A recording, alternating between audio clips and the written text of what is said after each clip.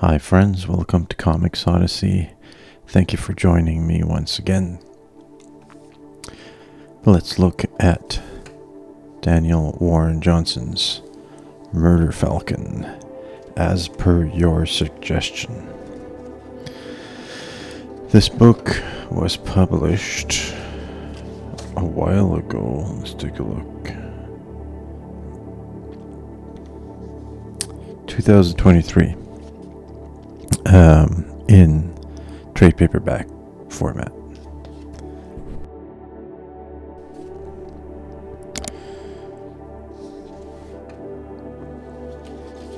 So the story is about this young man, Jake, and his heavy metal band called Bruticus. So the synopsis reads, "The world is under attack by monsters, just as Jake's life is falling apart. No band, no girl, no future. Until he meets Murder Falcon." This character here. Murph, as Jake nicknames him, was sent from the Heavy to destroy all evil. But he can't do it without Jake shredding up a storm. Now, with every chord Jake plays on his guitar, the power of metal fuels Murder Falcon into all-out kung fu fury. In order to stop Earth from being conquered, Jake will have to put his band Bruticus back together. But will that be enough to rock the entire planet? There's 8 issues. So I reread this over the last few days, 3/4 finished. Without burying the lead, yes, I recommend it. So now let's go into the details about why I recommend this. But before we do that, I invite you to subscribe. You can subscribe on YouTube and Substack for free. Substack paid subscribers get extra perks, additional content, exclusive content, special discounts when my comics and artwork are published, and so forth. So please consider taking out a paid subscription. You do get perks, and it really helps support me and give me a encouragement on my artistic journey. Okay, so Murder Falcon. This is a brash, loud, fast-paced comic book adventure, as it should be, being about heavy metal. This book opens on action, on conflict, right? Monster in town. Jake arrives and fights the monster with the power of metal. When he shreds his guitar, when he plays righteous riffs, it summons this creature called Murder Falcon, who's a falcon with a robotic arm, who beats up on the monster. And then right away we cut to a couple weeks ago. Something personal happened to Jake, and it's not revealed, and this is the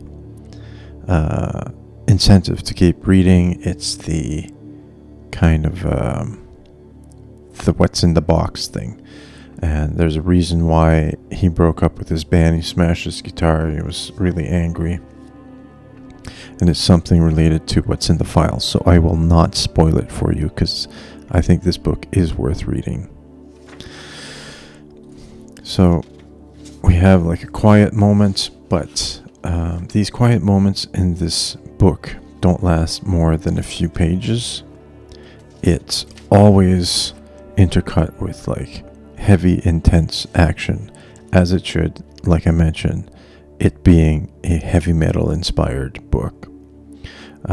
So if you like loud, intense, boisterous, rambunctious comic book adventures, this will be for you. So really overall, this is, I'll talk a little bit about the lore of this book, and then I'll go into what, as a comic artist, I notice are like some interesting techniques that's used. The heavy is a location. This is the location here. We see a large anvil and a hanging sledgehammer. It's like another dimension of heavy metal spirits that are summoned to this world using special instruments. And these spirits are there as protectors against the Veldar, which are the monsters that they fight. And see, this guy plays his bass, and it summons a huge mammoth, a mastodon. If you are a heavy metal music fan, or if you're part of that kind of scene, there will be not a lot, but there will be some inside jokes, right? The mammoth is named Halford, as per the leader of the band, Judas Priest. Here they go into a record store, and they're arguing about Metallica albums, which ones suck, which one are good.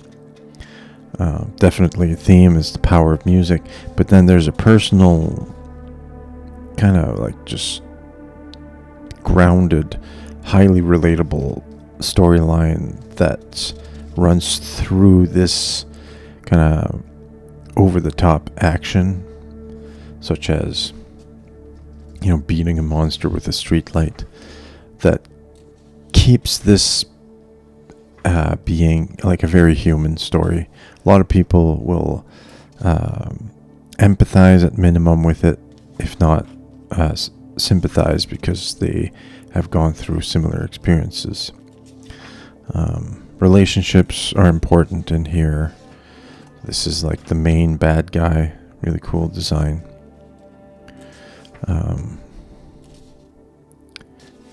Highly manga inspired, but it keeps itself Western in that it's I don't know, I can't quite describe it, but I guess it's just got Western things happening in it, like people in heavy metal bands. It takes place in an American setting. So here's a few, like, this is obvious. This is clearly a manga inspired thing. The manga will do that, like circular headshots. A lot of this type of action here that we saw looks like manga. Here, I'll pull up a random manga I got. Hang on.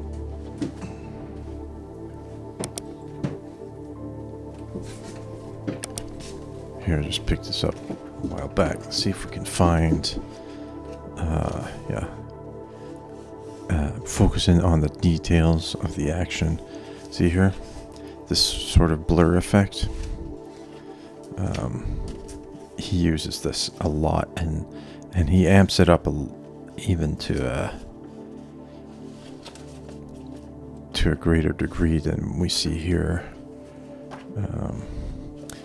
See how he blurs out the arm here. I don't know if it's clear on the camera. Let me find an even more obvious example of it.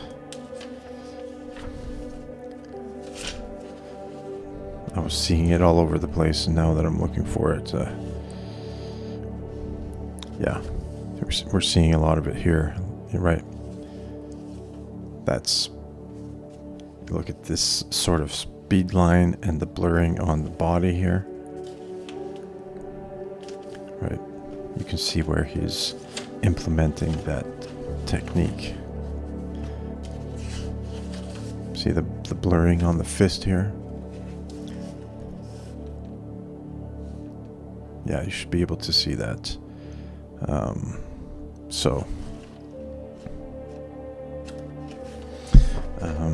Another thing I found was this technique here, this aspect to aspect quick panels, right? which adds, it makes, it creates a feeling that the face is the pace is faster, but it actually slows down the reading experience. So it's kind of like so he does a lot of that, like boom, boom, boom, boom. It's single scene, but we're focusing on different aspects.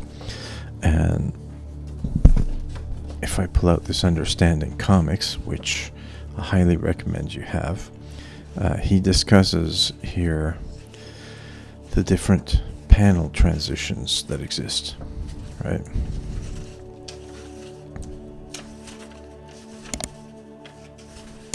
Okay. He's discussing the 6 types of panel transitions. And type number 5 is aspect to aspect, where we're staying within a single scene, but you're showing just different parts of the scene. Like this Christmas scene here, we're showing the Christmas tree and a Santa Claus outside. So he's discussing how in manga, there's a lot of these sorts of panel transitions, subject to subject within one scene and aspect to aspect, right? So, and he's discussing how that comics tradition weighs more heavily in those types of panel transitions, which gives it its distinctive feel, as opposed to the American comics tradition, which is heavier in the action to action panel transition. So the line style panel composition is inspired by manga, but also the panel transition decisions are definitely inspired by manga. So all right, boom, boom, boom, boom, boom, boom. Same scene, but different things are happening within the scene. So this here would be a very short moment in time, possibly just 2 beats, but 4 panels, showing different parts of that time beat. Hopefully the way I'm explaining that is interesting. Here, same scene, different subjects within the scene, right?